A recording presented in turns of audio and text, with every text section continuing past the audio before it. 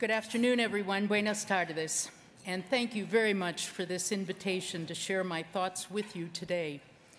I'm deeply honored to be associated through this lecture with George Washington Carver, whose story of abundant talent, extraordinary determination, and remarkable accomplishment should serve as a validation of and inspiration to all of us whose lives are devoted to creating educational opportunities for talented people from a broad range of backgrounds and cultures, people who entrust us with their dreams and aspirations. Several months ago, I joined many of you, my fellow public university presidents, at the Lincoln Memorial for a very special commemoration of the 150th anniversary of the passage of the Morrill Act in 1862. Although some of us may have been wondering about our sanity as we sat in our academic regalia baking in the stifling heat of a late June afternoon in Washington, we couldn't help being moved by the symbolism of the event and its relevance to the important work that we do. The 150-year legacy of the Morrill Act has opened the doors of U.S. higher education to growing numbers of talented people in our society, whatever their socioeconomic circumstances. Its spirit has been reaffirmed many times with the establishment of such financial aid programs as the GI Bill and, of course, Pell Grants. In the 21st century, the spirit of democratization of higher education is alive and well on public university campuses across the country, especially those in large urban areas where institutions like the University of Texas at El Paso are taking the Morrill Act legacy to the next level. We're educating large numbers of low-income and minority students, segments of the population that continue to be most seriously underrepresented in higher education. Sadly, however, this investment in building the human resource foundation upon which this country's greatness has so solidly rested has begun to erode, as public and especially state support for higher education has declined, and cost burdens have been shifted to students. The consequences are sobering. In 2012, only 11% of students in the bottom quartile of the U.S. family income scale earned bachelor's degrees, compared to 79% in the top quartile. Believing, as we all do, that talent crosses racial, ethnic, and socioeconomic boundaries, and that your zip code should not be your destiny, we know that we are falling far short of the ideals that inspired Senator Morrill and President Lincoln. Although public higher education has clearly been the most powerful driver of our success as a nation and a model for massification efforts across the world, we now appear to be wavering in our willingness to invest in it, and we're even questioning its value. At UTEP, we're doing everything we can to counter these trends, and I'm pleased to have this opportunity to share our story with you today. We take very seriously our responsibility to ensure that we're all good stewards of the Morrill Act legacy, offering all residents of the historically undereducated U.S.-Mexico border region we serve access to excellent and affordable higher education. Grounded in our strong conviction that talent is found in all zip codes, validated by our students' stellar achievements, and driven by our commitment to provide the educational excellence that all students have every right to expect, UTEP's success in fulfilling our Access and Excellence mission has enabled us to develop a new public research university model. But I'm getting ahead of myself. I should first share with you the origins of my personal passion for public higher education and why sometimes, to the puzzlement of friends and colleagues alike, I've remained at the University of Texas at El Paso since 1971, when I joined the UTEP faculty as a visiting assistant professor of linguistics, and why I have continued to serve as UTEP's president for the past 25 years. It's all about passion, determination, and seeking to make a difference in the lives of others. So let's back up just a few years. Like many of you, I was the first member of my family to attend college. I grew up in St. Louis, attended a mediocre high school that expected its male graduates to join the industrial workforce as apprentice electricians, carpenters, and plumbers, and the female graduates to work briefly, if at all, prior to marrying and becoming homemakers. I learned typing and shorthand in high school, which I've always found very useful, and home economics, which also may have come in handy 1 or 2 times. My first job, just out of high school, was as a receptionist and switchboard operator at a large industrial firm in St. Louis. You might say that I was the Lily Tomlin of Nordberg Manufacturing. I should add here that it would be very comforting to me if, unlike most students I talk to, at least some of you know what a switchboard is and have heard of Lily Tomlin. After less than a week or 2, I had mastered all aspects of my switchboard. I could connect and disconnect calls and successfully execute transfers and conference calls, and I quickly concluded that I was in a dead-end job. I wish I could say that I'd been sufficiently prescient to know that switchboards were definitely not a technology to invest my future in, but honestly, I was just bored. While in elementary school, I had actually thought about going to college and becoming a teacher, but that idea never got much reinforcement from my teachers and friends, nearly none of whom ultimately went to college. Added to the discouraging climate in high school was the fact that there were no public universities in St. Louis at that time. The 2 privates, St. Louis University and Washington University, seemed distant in terms of both their physical locations and their cultures.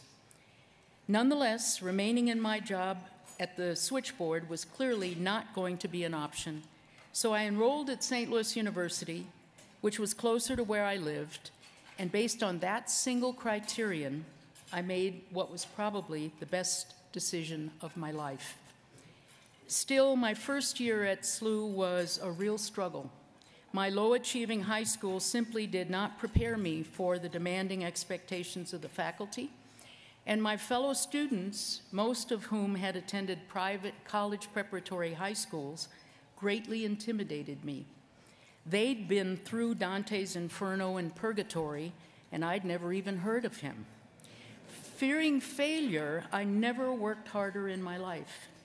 Attending classes in the morning, working as a secretary in the afternoon, and replacing my carefree high school social whirl with nonstop studying every evening and weekend.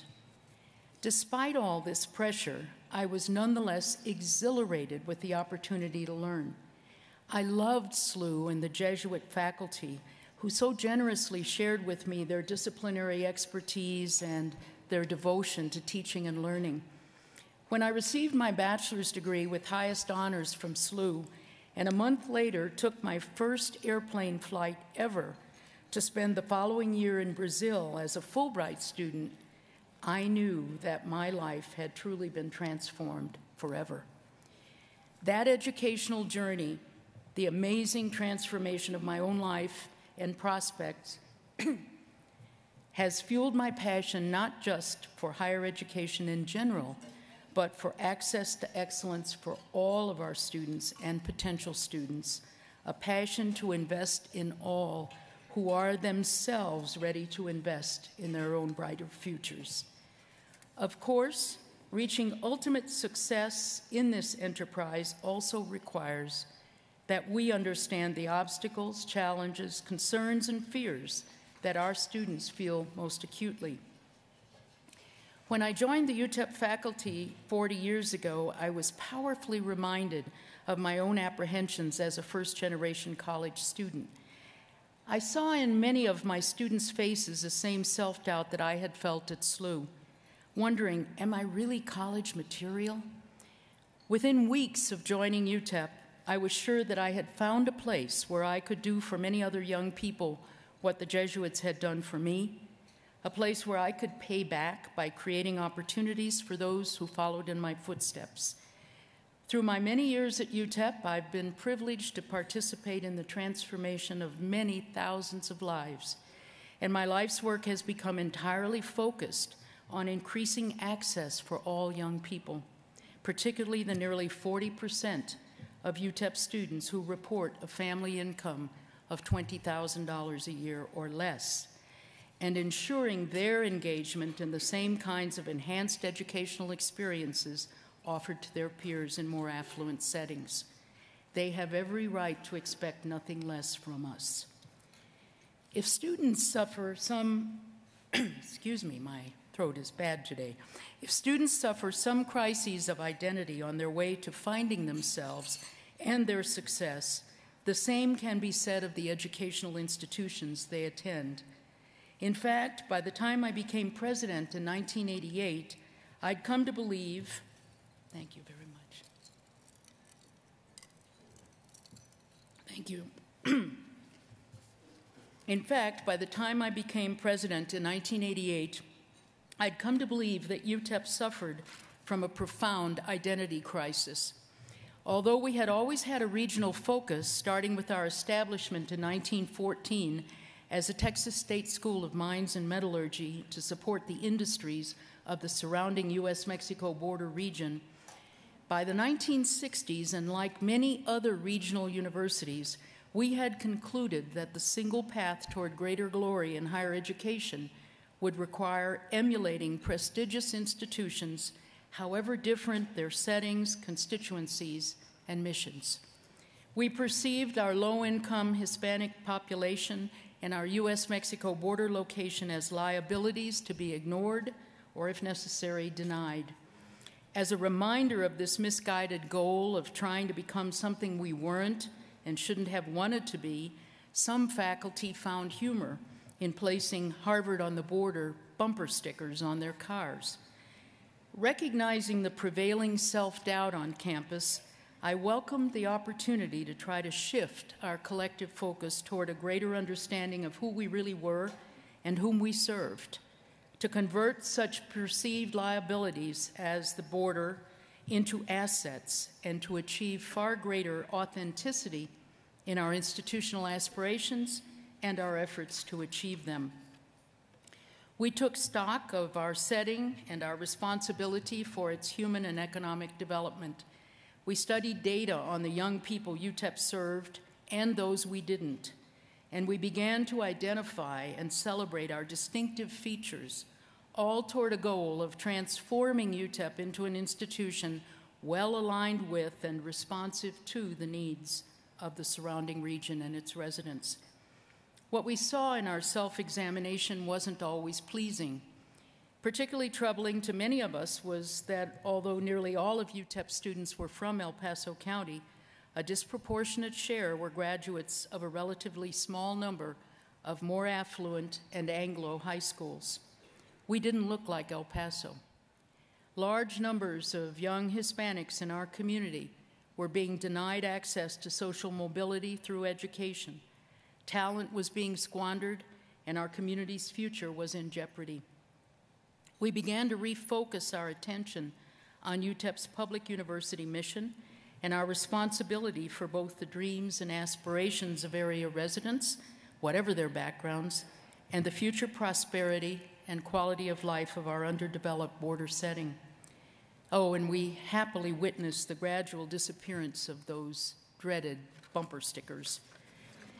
We also recognized that educational institutions in the region, from pre-K to post-secondary, formed a closed loop. More than 80% of UTEP students are graduates of El Paso County high schools, and 70% or more of the teachers in area schools hold degrees from UTEP.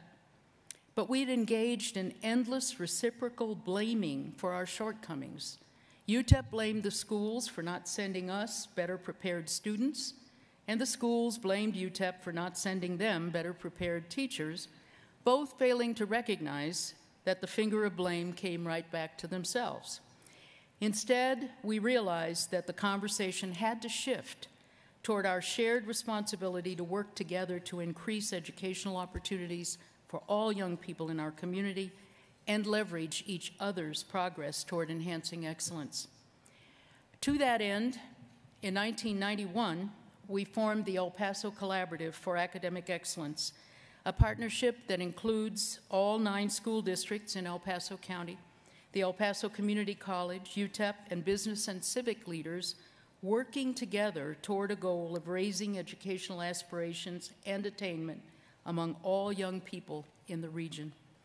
Our focus was to be on data, sharing them, analyzing them, and ensuring that they, not assumptions and opinions, would drive our efforts to align expectations, curricula, and standards within the entire pre-K through university educational pathway. This vertically integrated commitment to systemic change and its reliance on data have served us extraordinarily well for the past 20 years, creating robust longitudinal data sets, bringing together pre-K through 16 faculty in math, reading, and other disciplines to eliminate disconnects for students as they progress along the pathway. And perhaps most importantly, we've built trust among all the key stakeholders across the region. The outcomes tell the story best. In 1991, El Paso's high school graduation rates were among the lowest of all major metropolitan school districts in Texas. And there was an unacceptable disparity between the graduation rates of Hispanic and Anglo students. Today, El Paso area high schools have the highest overall graduation rate of all Texas major metro areas, and the gap between Hispanic and Anglo rates has narrowed to 6%. El Paso County districts also rank first in the percentage of high school graduates who complete the state's recommended or advanced curriculum, and first in the number of low-income high school graduates who enroll in post-secondary education. As a result, both UTEP's and the El Paso Community College's enrollments have grown significantly over the past decade, in UTEP's case by 48%, which means that more El Pasoans are aspiring to and being successfully prepared for post-secondary attainment. Especially encouraging is the decline in the percentage of UTEP's entering students from El Paso County who require developmental education. In math, for example, college readiness has improved from 29% of entering students in 2003 to 83% in 2010. We're also especially proud that with 77% Hispanic enrollment today, UTEP student demographics now mirror those of El Paso County, and that UTEP is also recruiting the region's most accomplished high school graduates. More than 60% of the top 10% graduates of area high schools who attend public universities in Texas enroll at UTEP. While successfully building a smooth pathway to UTEP from area schools, we've also been devoting substantial talent and time to understand better how we can promote greater student access and success on our own campus and remove unintentional barriers to students' progress. We've examined access in terms of 4 separate dimensions: aspirational, academic, financial, and participatory, and reviewed through systematic data analysis how best to address each and every one of them. To improve financial access, for example, we've worked to address our students' often severe financial constraints through greater efficiencies in all our operations and more extensive and creative financial support via externally funded scholarships, grants, and on-campus employment opportunities. We're proud that in the U.S. Department of Education's most recent survey, at $2,543 per year, UTEP's net price is the lowest of all U.S. research universities. We've also learned a great deal about our student population, what works and what doesn't, through a constant cycle of development, monitoring, and evaluation of interventions and their outcomes. We've come to know that a toolkit filled with ideas that work in other settings is unlikely to be effective in ours without well-informed recalibration. We've learned to be wary of one-size-fits-all solutions and impatient with metrics like graduation rates, about which I'll have more to say in just a moment. In short, our data have liberated us from distracting and usually irrelevant debates, made us far stronger advocates for the students we serve, and far more successful in creating conditions for these students to achieve their goals. Again, the outcomes tell the story best. Degree completions have grown dramatically at UTEP, with an 85% increase in undergraduate degrees awarded over the past decade, more than 80% of them to Latinos. And UTEP consistently ranks among the top 3 universities nationally in the number of Hispanic graduates per year in nearly every disciplinary area. But our work didn't stop with successfully promoting access and degree completion. We've also made a firm commitment to excellence, knowing that however successful we may be in fostering it, access without excellence is a promise broken. To that end, and with UTEP's historic STEM strengths, our students' financial constraints, and state funding trends clearly in mind, we concluded that building competitive research capacity through strategic growth in externally funded research was the most promising pathway to creating the enhanced climate of excellence that we sought to couple with our deep commitment to student access and social mobility. We are pursuing excellence for and with our students, not in spite of them, as is evidenced in the commitment of UTEP researchers who enthusiastically support undergraduate students as members of their research teams, and in the major investments we've made to create a large number of on-campus jobs and robust undergraduate research opportunities well aligned with students' academic goals. Once again, the outcomes tell the story. UTEP's annual research expenditures have increased steadily from $5 million a year in 1988 to $76 million last year, and UTEP now ranks 4th after Texas A&M, UT Austin, and the University of Houston among all Texas public universities in federal grant funding. UTEP's annual budget has grown from less than $100 million 20 years ago to more than $400 million today. We've expanded the single doctoral program in geology that we offered in 1988 to today's 19 doctoral programs, enrolling more than 700 students. And as expected, this enhanced research and doctoral program climate has had a profound impact on UTEP's undergraduate students as well. A growing number of the 55% of our 23,000 students who are first in their families to attend college now confidently express aspirations not only to complete a bachelor's degree, but also to continue on to graduate or professional schools. And they're successful. UTEP ranks 7th among all U.S. universities in the number of Hispanic bachelor's degree recipients who successfully complete doctoral degrees. We, UTEP students, faculty, staff, administration, and community partners have worked hard to achieve these results, and we've worked with an unwavering belief in the quality and excellence of our community and in every student who comes to our campus.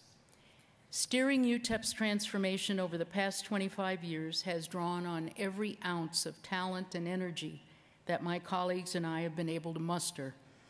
Creating a bold vision and building the confidence to aggressively pursue it have required creativity, relentless determination, resilience, and a very thick skin. Still, I can't think of a more fulfilling and satisfying way to spend 25 years. Of course, UTEP's transformation continues to be a work in progress, and I'll close by focusing quickly on 2 issues that affect UTEP and all public universities, with a request that you join actively in helping us address them. First, there's that pesky graduation rate metric, which grossly understates the performance of access-driven public universities like UTEP by including in its calculation only those students who enter a given institution as first-time, full-time freshmen in the fall semester of a given year, and who graduate from that same institution 4 to 6 years later. At UTEP, 70% of students who earn degrees are not counted in our graduation rate because they didn't begin with us as first-time, full-time freshmen. But we're not alone. All public universities are disadvantaged by the graduation rate metric.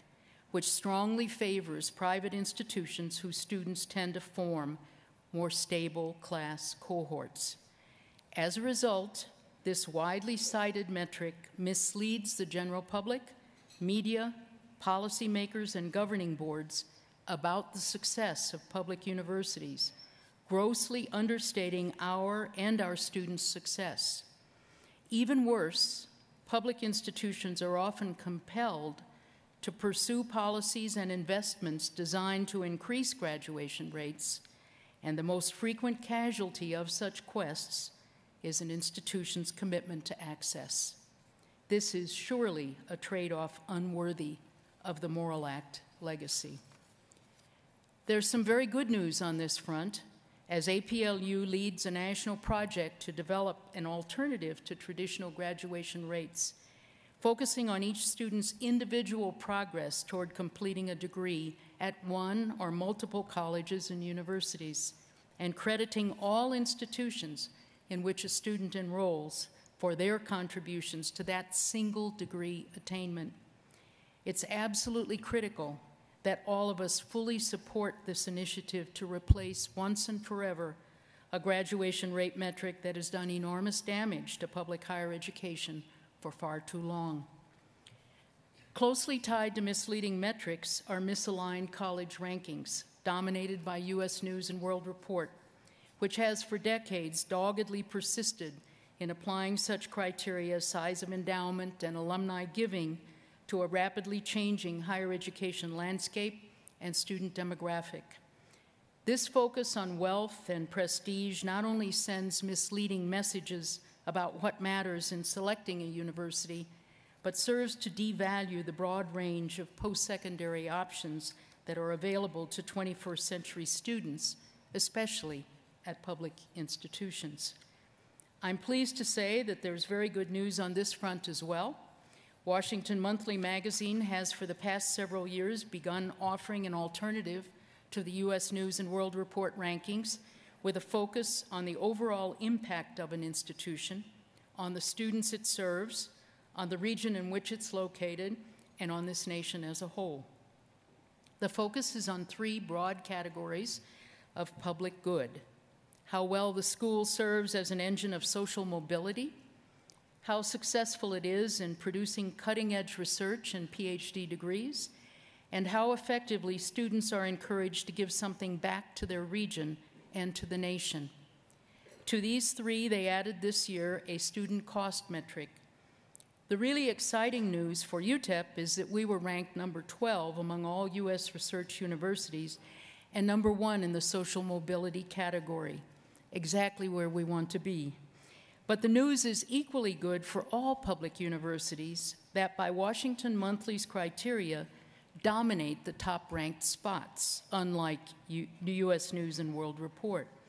Like all such efforts, these rankings can surely be improved, and I hope that all of us who proudly lead public universities will help support this serious effort to offer an alternative to the increasingly dysfunctional rankings in U.S. News and World Report.